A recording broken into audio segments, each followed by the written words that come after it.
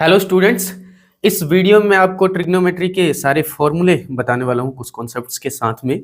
ठीक है, तो चलो वीडियो को स्टार्ट करते हैं। सबसे पहले आप जानते होंगे साइन थीटा के मतलब होता है वो होता है पी बाई एच। एक राइट एंगल ट्रायंगल में ट्रिग्नोमेट्री जो अप्लाई होती है राइट एंगल ट्रायंगल में अप्लाई होती है। राइट एंगल ट्रायंगल में पहले एंगल्स की बात कर ले। ये एंगल जो होता है एक 90 डिग्री का होता है। इसके अलावा इन दोनों में से जिस एंगल को आप चुनते हो, जैसे मान लो इस वाले एंगल से आप अपनी कैलकुलेशन कर रहे हो तो इसे बोलते हैं थीटा। इसके साथ वाले साइड को बोलते हैं बेस, इसके सामने वाले साइड को बोलते हैं परपेंडिकुलर और इसको बोलते हैं हाइपोटेन्यूज। ठीक है, क्लियर है। मान लो सेम टाइम इसी ट्राइंगल में अगर आपने इस 90 डिग्री के अलावा इस एंगल को अपना थीटा माना होता कि आपकी कैलकुलेशन इस एंगल के हिसाब से करने वाले हो, जैसे इसे थीटा माना होता तो इसके साथ वाली ये छोटी साइड हो जाती है बेस, इसके सामने वाली ये साइड परपेंडिकुलर और ये वाली साइड हाइपोटेन्यूज। तो बेस परपेंडिकुलर ये साइडें जो है फिक्स नहीं होती, ये डिपेंड करती है कि कौन सा एंगल है। ठीक है, अब इसकी रेशोज होती है, आप जानते हो साइन थीटा का मतलब होता है पी बाई एच। इसी का उल्टा कर दें तो वो होता है कॉसेक थीटा, यानी कॉसेक थीटा होता है एच बाई पी। ये बात आप जानते हो। तो इसके हिसाब से यहाँ पे आप कह सकते हो कि साइन थीटा जो होता है, साइन थीटा वो 1 बाई कोसेक थीटा के होता है, के इक्वल होता है 1 बाई कोसेक थीटा के, यानी कि कोसेक थीटा का उल्टा होता है। और सेम टाइम आप कह सकते हो कि जो कोसेक थीटा होता है वो होता है 1 बाई साइन थीटा के इक्वल। ठीक है, ऐसे ही अगर टेन थीटा की बात करोगे तो टेन थीटा जो होता है वो होता है पी बाई बी। ठीक है, और इसका उल्टा बी बाई पी होता है कोट थीटा, कोट थीटा होता है बी बाई पी। तो यहाँ से आप ये बात कह सकते हो कि टेन थीटा जो है वो 1 बाई कोट थीटा के इक्वल होता है और सेम टाइम्स कोट थीटा जो है वो 1 बाई टेन थीटा के इक्वल होता है। ठीक है, सेम टाइम्स आप अब यहाँ पे कॉस थीटा जो होता है वो होता है 1 base upon hypotenuse B by H, और सेक थीटा इसका रेसिप्रोकल होता है हाइपोटेनियस ओवर बेस, इसका उल्टा है। तो यहाँ से आप ये बात कह सकते हो कि कॉस थीटा जो है 1 बाई सेक थीटा के होता है, के इक्वल होता है, मतलब इसका उल्टा, और कॉस थीटा सेक थीटा का उल्टा होता है, और जो सेक थीटा है वो कॉस थीटा का उल्टा यानी 1 बाई कॉस थीटा होता है। ठीक है, तो ये तो कुछ बेसिक फॉर्मूले हो गए। इसके अलावा जो है कुछ कुछ बातें जो आपको दिमाग में रखनी है वो है टेन थीटा। टेन थीटा जो होता है वो sine theta by cos theta के इक्वल होता है। ये बस हम रिवाइज कर रहे हैं जल्दी जल्दी में, कोई सा भी डेरिवेशन में यहाँ पे नहीं समझा रहा हूँ कोई सा। ठीक है, और कॉट थीटा जो होता है इसका उल्टा cos theta over sign theta के इक्वल। ठीक है, ये दोनों बहुत ज़्यादा यूज होते हैं।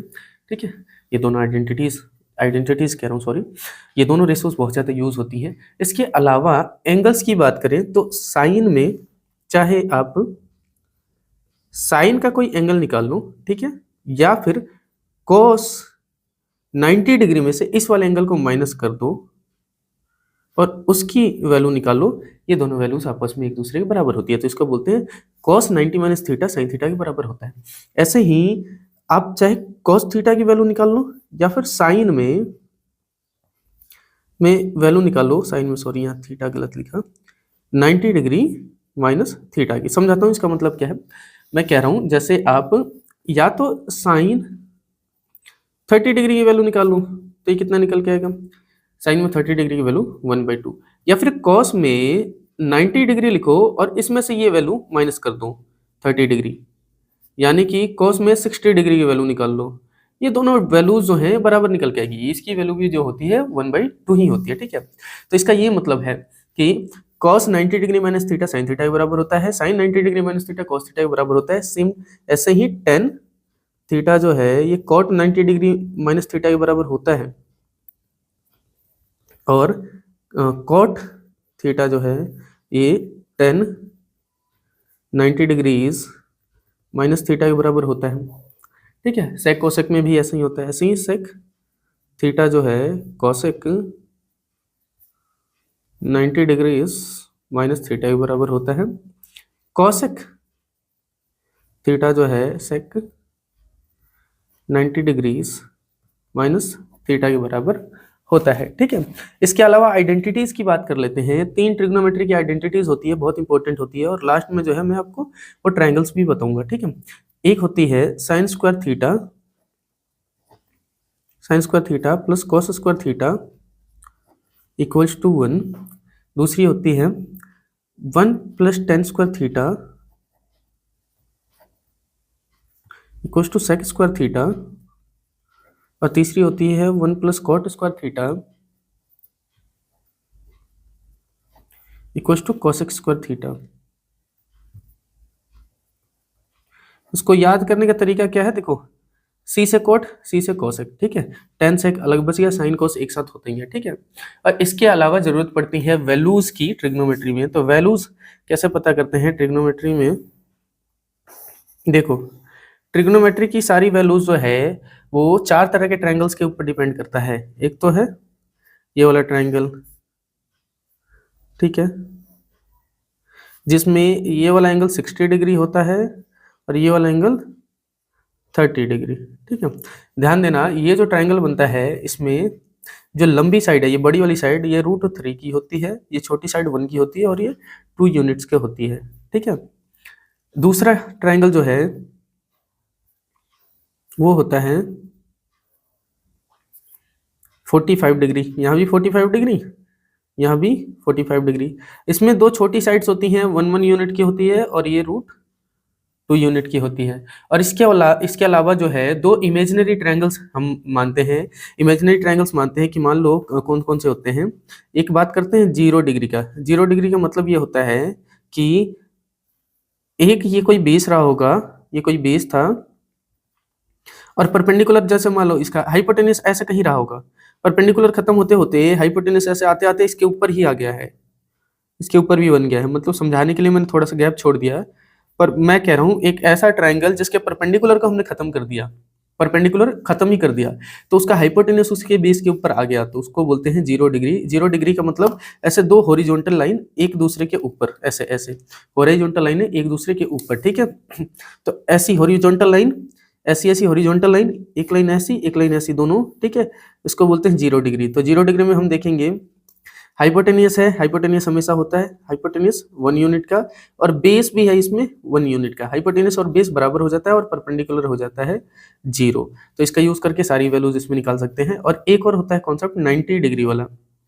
90 डिग्री में जो है 2 लाइनें ऐसे वर्टिकली हो जाती है, ऐसे वर्टिकल हो जाती है, एक ये, ठीक है, और इसके ऊपर ही दूसरी लाइन भी आ जाएगी वर्टिकल। ठीक है, ऐसे वर्टिकली।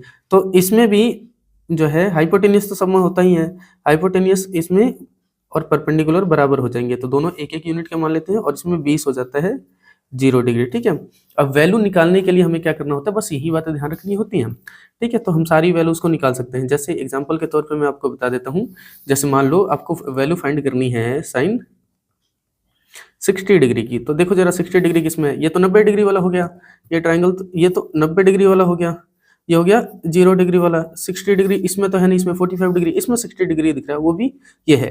तो 60 डिग्री के हिसाब से अब किसकी वैल्यू पता करनी, साइन की। साइन होता है परपेंडिकुलर ऊपर, हाइपोटेनियस नीचे। ठीक है, तो 60 डिग्री के हिसाब से देखो जरा, इस 60 डिग्री के हिसाब से इसके सामने वाली साइड परपेंडिकुलर, ये वाली साइड हाइपोटेनियस, तो ये ऊपर ये नीचे √3/2, ये आपका आंसर आ चुका है। ठीक है, इस तरह से करके जो है कोई भी वैल्यू निकाल सकते हैं। ठीक है, ये था एक क्विक रिवीजन ट्रिग्नोमेट्री के सारे कॉन्सेप्ट और फॉर्मूलों का। ठीक है, उम्मीद करता हूँ आपको वीडियो पसंद आई होगी। अगर ऐसी बात है तो इसको लाइक और चैनल को सब्सक्राइब जरूर कर देना। Thank you for your time.